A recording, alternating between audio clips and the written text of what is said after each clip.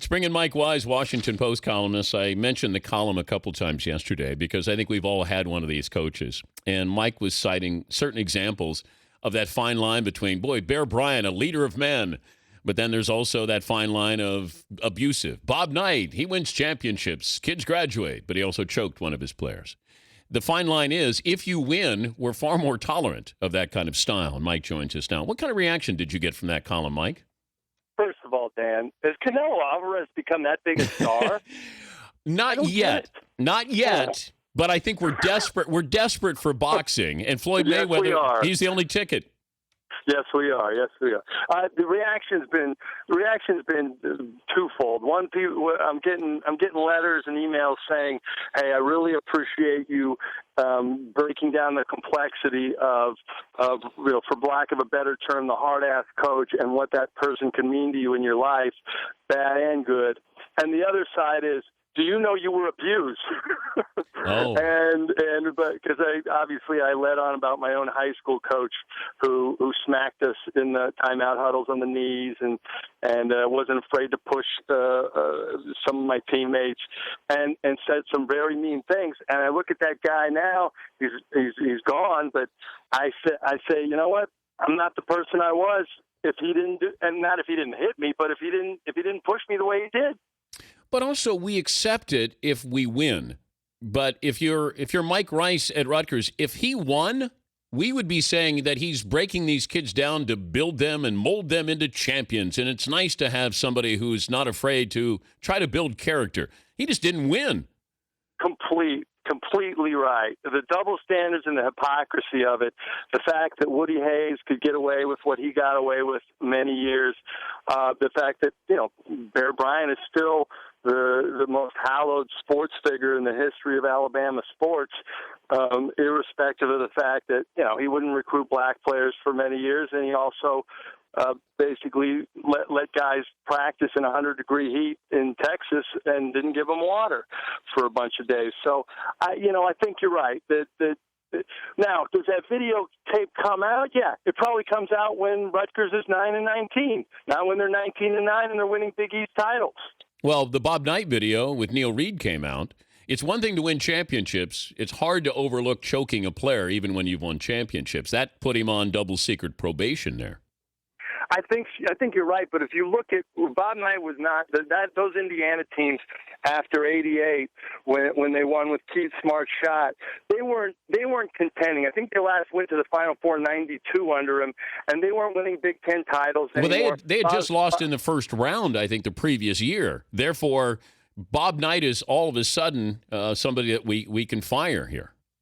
Right, and so I think that has a lot to do with it. And it's too bad because we tolerate lousy behavior when the means to an end are the wins, and if we really wanted to change as a culture, we'd get those people out, irrespective of whether they were winning titles or not. But Mike, have we gone too far the other way? That I did have a coach who was a tough guy and would make you run wind sprints and make you run till you puked and but my dad was a Marine, so he would look at it and say he's building character now.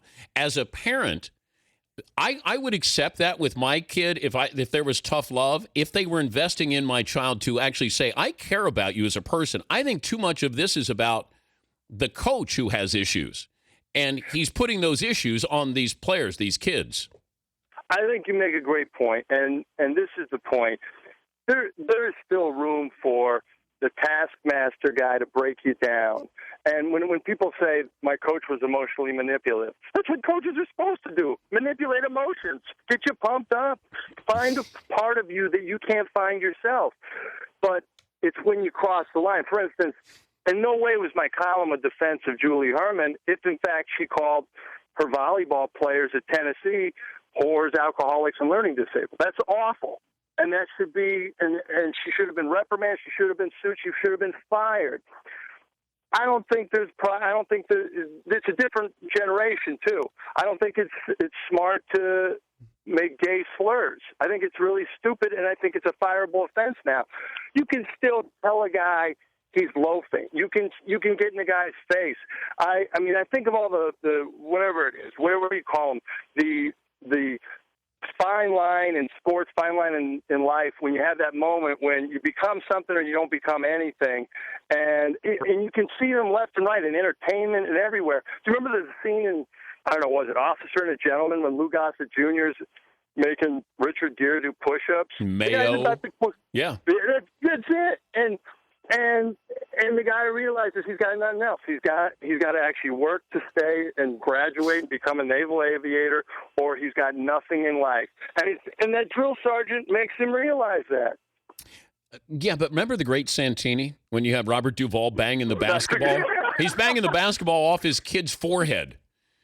That's a good counterpoint right there. He was a lousy father and a lousy coach. Yeah.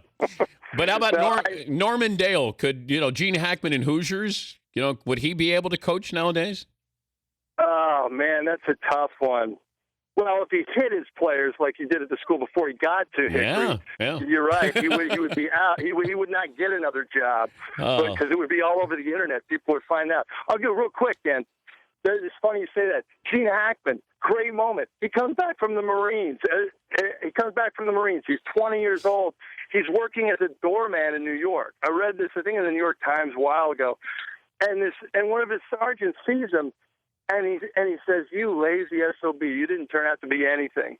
Gene Hackman, this is his turning point in life. He decides, you know what, I'm going back to drama school. I'm going to make something of myself. Before I let you go, our poll question. If I want to penalize floppers in the NBA, what about a man advantage for 2 minutes? A 5-on-4 for 2 minutes for flopping. What do you think? I like it, but it sounds a little too much like hockey.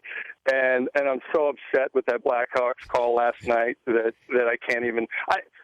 It's okay. I mean, if a guy is consistently flopping, I think it's like Ron Artest. If you build up a reputation, your past counts as a guy that elbows people in the head. If you build up a reputation as a flopper, you start getting suspended games.